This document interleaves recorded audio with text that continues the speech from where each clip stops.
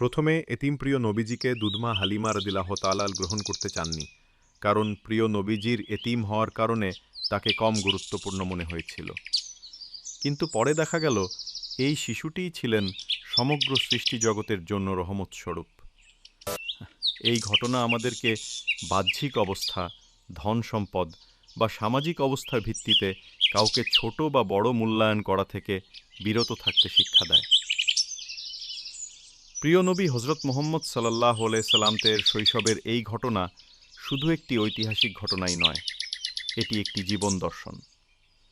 এটি আমাদেরকে দায়িত্বশীল, ন্যায়পরায়ণ ও পরোপকারী হওয়ার এবং সর্বদা আল্লাহর বরকতের উপর ভরসা রাখার সরাসরি ট্রেনিং ও শিক্ষা দেয়।